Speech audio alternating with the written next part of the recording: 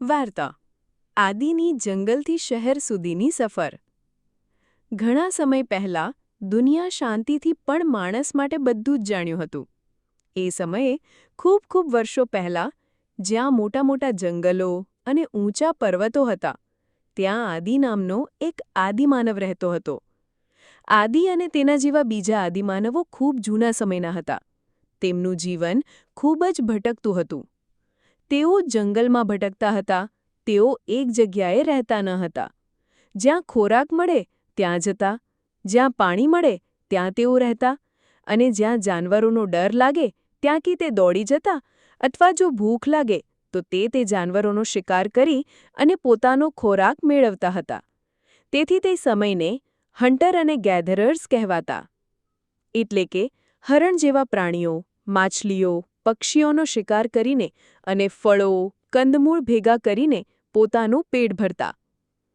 એક દિવસ આદિ અને તેના મિત્રો જંગલમાં હરણનો શિકાર કરવા નીકળ્યા. તેઓ લાકડાના અને પથ્થરના બનાવેલા ઓજારો, જેને પાષાણયુગીન હથિયારો કહેવાય, લઈને ગયા હતા. આ ઓજારોનો ઉપયોગ તેઓ વનસ્પતિ કાપવા અને પ્રાણીઓને ચીરીને તેમની ચામડી કાઢવા માટે કરતા. પણ શિકાર કરવો સહેલો ન હતો. ક્યારેક જંગલી પ્રાણીઓ તેમના પર હુમલો પણ કરતા. અને હા, દોડવામાં ખૂબ ઝડપી હોવાથી હરણ જેવા પ્રાણીઓ સરળતાથી તેમના હાથમાં આવતા નહીં. તેથી ખોરાકની શોધમાં તેમને એક જગ્યાએથી બીજી જગ્યાએ ભટકવો પડતો. પાણી જ્યાં વળતું ત્યાં તેઓ રહેતા. તે ભીમબેટકા નામની ગુફામાં વસવાટ કરવા લાગ્યો.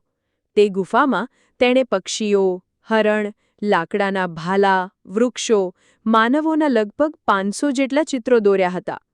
તે તેમણે ફૂલો, પાંદડાઓ વગેરે હસીને તેમાંથી કલર બનાવ્યો અને આવા પ્રાકૃતિક રંગો દ્વારા આ ચિત્રો દોરતો હતો.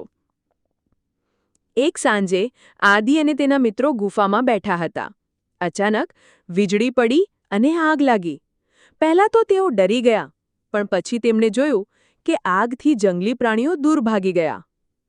આદિને સમજાયું કે આ અગ્નિ તો ખૂબ કામની વસ્તુ છે.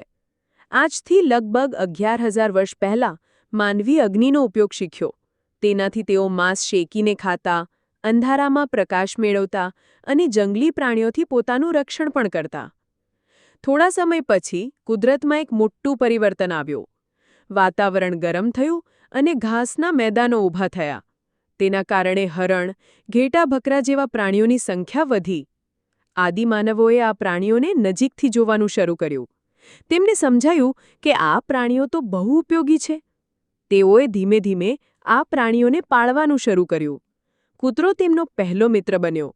પછી ઘેટા બકરા, ગાય ભેંસ પણ તેમની સાથે રહેવા લાગ્યા.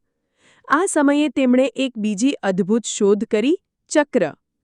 ઝાડના થડ અને જાડા લાકડામાંથી તેઓએ ચક્ર બનાવતા શીખ્યા. આનાથી તેમને ભારે વસ્તુઓ ખેંચવામાં અને એક જગ્યાએથી બીજી જગ્યાએ લઈ જવામાં ખૂબ મદદ મળી. જેમ જેમ તેઓ પ્રાણીઓ પાળતા અને ખોરાક ભેગો કરતા ગયા, તેમ તેમ તેમને સમજાયું કે એક જગ્યાએ રહીને ખેતી કરવી વધારે સરળ છે. તેઓએ ઘઉં, જવ અને બીજા ધાન્યો ઉગાડવાનું શરૂ કર્યું. જ્યાં પાણી મળતું ત્યાં નદી કિનારે તેઓએ ઘર બનાવ્યા. ગારા, માટી અને ઘાસના મકાનો બનાવ્યા.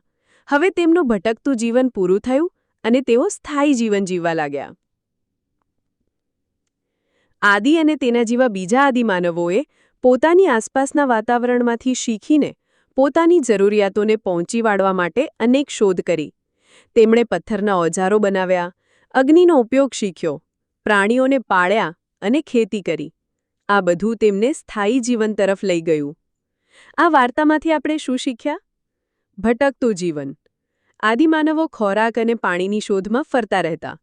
શિકાર અને સંગ્રહ. તેઓ પ્રાણીઓનો શિકાર કરતા અને ફળો કંદમૂળ ભેગા કરતા. ઓજારો. તેઓ પથ્થર, લાકડા અને હાડકાના ઓજારો બનાવતા. અગ્નિની શોધ. અગ્નિથી તેમને રક્ષણ, પ્રકાશ અને શેકેલો ખોરાક મળ્યો. ચક્રની શોધ. ચક્રથી પરિવહન સરળ બન્યું. પશુપાલન. તેઓએ ઘેટા, બકરા, ગાય ભેંસ જેવા પ્રાણીઓને પાળવાનું શરૂ કર્યું. ખેતીની શરૂઆત. નદી કિનારે તેઓએ ઘઉં, જવ જેવા ધાન્ય ઉગાડ્યા. સ્થાયી જીવન. ખેતી અને પશુપાલનને કારણે તેઓ એક જગ્યાએ વસીને રહેવા લાગ્યા. રહેઠાણ. તેઓ ગારા, માટી અને ઘાસના મકાનોમાં રહેતા.